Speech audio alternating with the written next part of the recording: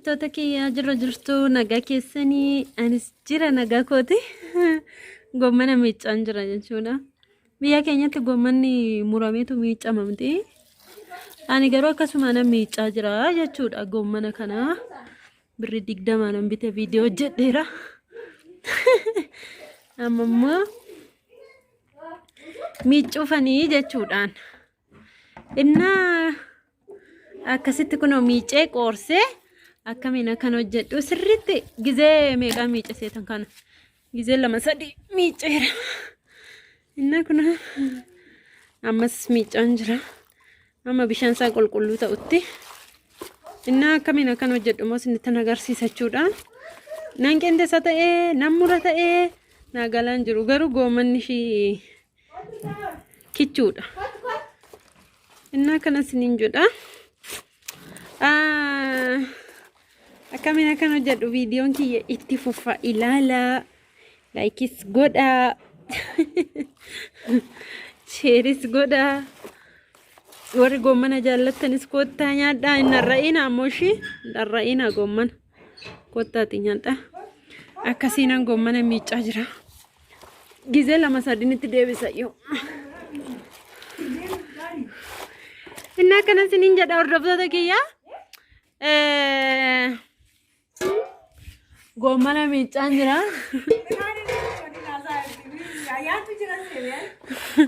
Lakki anasii yuutuubii kiyya afaan haasaa jira. Hordoftoota kiyya afaan. Goommana kana murumoo qontes? Dhugaa. Ijoo dhugaa dubbachuudhaaf irraanfadheera goommana akkamiin akka hojjetani garuu na yaala marga natti himta. Har'a bakka waan goommanaan ilaalama jechuudha. Kunoo akkasiin goommana bitee maaliin godhare goommana nama hojjetee naa laatu nabee margeen illee kun hojjedhu naa laadhuu goommana jennaan guyyaa meeqa didde irrumattan bara jedhee tanarra.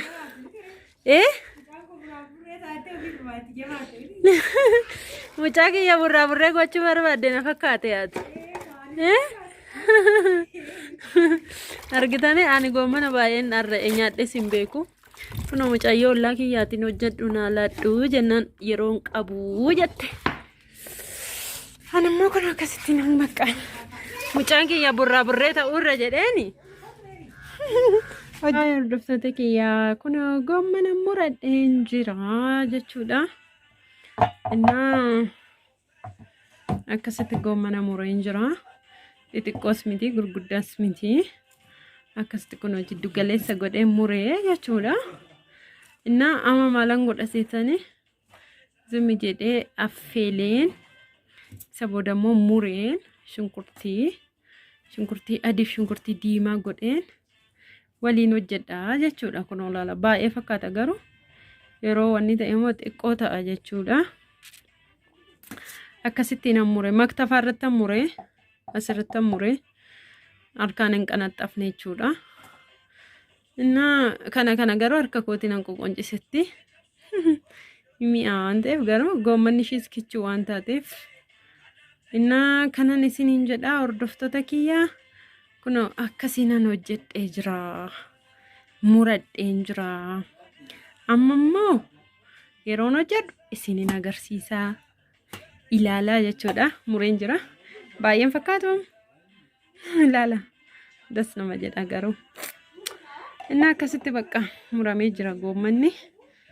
Innaa kunoo mureen jira. Das nama jedhamne tirii guutuu ta'e bara. Lala. Na bakka amma akkasitti inni hojjechuufan jira. Akkamiin akkan hojjedhu isinitti agarsiisaa. Dura affeelee ka'een xiqqoo ishee affeelee ka'een isa booda immoo shunkurtiidhaan xabbasaa jechuudhaan ishi. Kunoo argaa bakka. Amma bishaan xiqqoodha argitanii ta'e. Asuma irratti soogidda qofa itti godhee asuma irratti naqee. No. Kazaan jechuudha. Gaggaragalshee yeroo xiqqoo ishii sirriitti hin bisheessu ani bisheessuun yoo ta'e goomana namni biyya keenyatti sirriitti bisheessu ani garuu sirriitti bisheessuun barbaadu.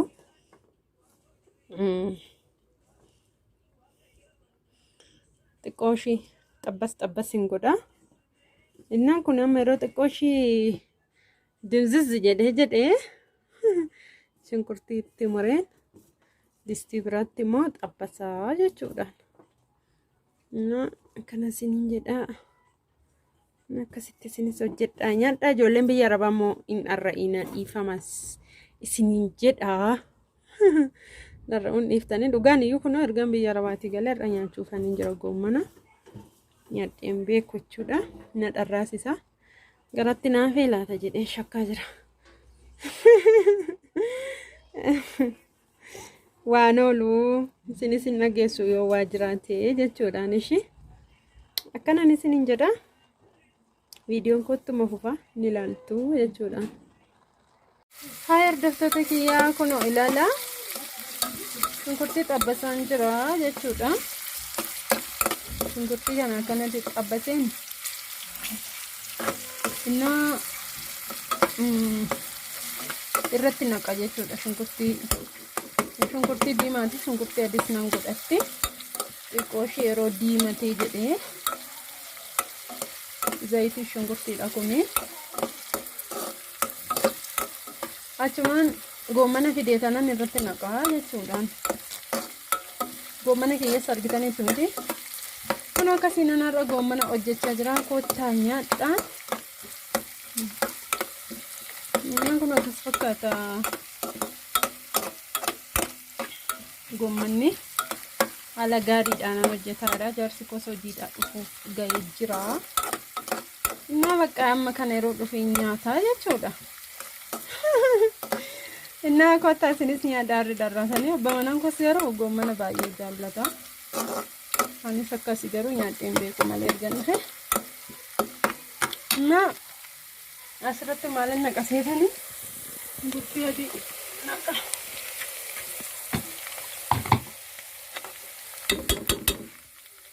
Shunkurtii adii xiqqoo irratti godheeni.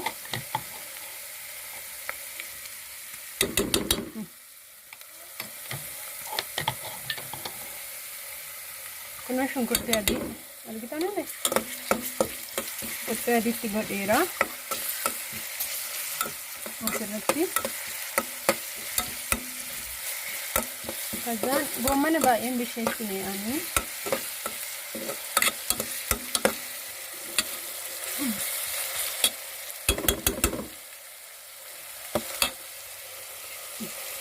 Akkasitti fuudheen goommana isa kanaa irratti naqaa jechuudha goommana. Kunoo goommanatti naqeera. Naalaa bubbu'ee gadi xiqqoo. Nyaa kunoo argitanii?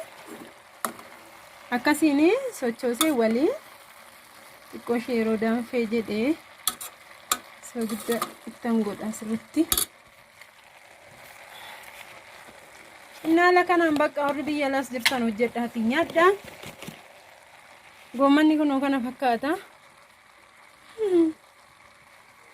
Isiniin jedha ishee obbo hordoftoota kiyyaa kun osoo guddatti naqeen jira.